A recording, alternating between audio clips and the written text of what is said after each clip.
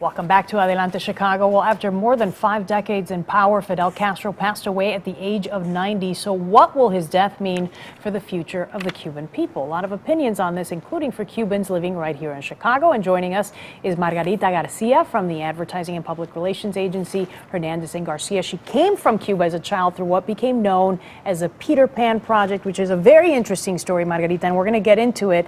But first of all, thank you for coming in. Always great to talk to you. My pleasure, Lourdes. And I want to ask, just initially, as a Cuban who has lived in this country for decades now, built your business here, when you hear the news of Fidel Castro passing away at the age of 90, your reaction is what? It was a roller coaster. First, when I found out, I said, oh, come on. There'll be so many rumors about his death that I just couldn't believe it. And then my friend Maritza said, no, Raúl, his brother, just announced it on television. I said, thank God. Yeah. I mean, I wasn't happy that a person had died. As a practicing Catholic, I don't believe in wishing anybody's death, or, I mean, in wishing anybody's condemnation, but it was time for him to go completely. The country needs a change. Exactly, exactly. And then all the memories came. Yeah. The fact that my parents weren't here, the fact that I hadn't seen Cuba in years and years. Have you ever gone back? Just once. Just once, yeah, just once.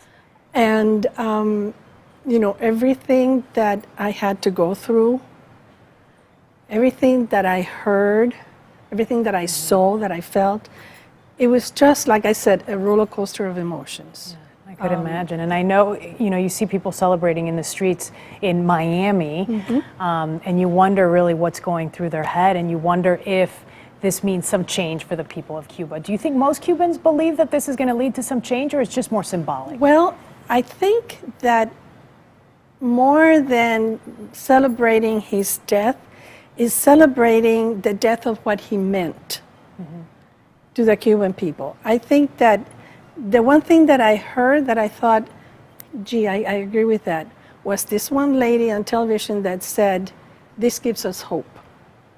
Right. Which we didn't have in the past. Before, in the past. And hope is very important. Yeah, I agree with that. I want you to go into your story because I've always found it fascinating. So you were how old when you came here, Margarita? 15. You were 15, and you came to the United States through this project called Peter Pan. Yes. And tell people at home what that is. Well, Peter Pan was a collaborative effort between the Catholic Church and the United States government, in which they airlifted children and young teenagers from Cuba that were in at-risk situations or at-risk homes. At risk of? At risk of, for example, being sent to Russia or some of, you know, Czechoslovakia, etc., and being indoctrinated there. That's what our family feared, that the patria potestad, what it's called, when the government takes over the rearing of children, and parents have no authority and no say-so in the way that their children are raised. So at the beginning they said, oh, about 500 or so. At the end of 4 years, 14,000 children have been airlifted to the United States. You were one of those kids. Yeah.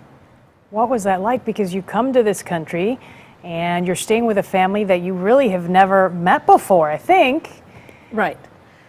First I was very angry, and I think that that anger carried me through to a lot. But I was very fortunate to be with a family that was absolutely incredible. The O'Dowds in Wilmette, they had 8 children. She was pregnant with the 9th, and she took in 2 Cuban girls. Wow. And it was a fabulous experience. I couldn't have found a better home. And so then your parents came how long after that? My mother came 2 years after that, and my father 4 years after that. He had to escape. Yeah. My mother came in the last Red Cross boat that left Cuba. Oh my gosh, like you said, so many memories, and everybody has a story as to how they left Cuba, right? Exactly. I mean, everybody does.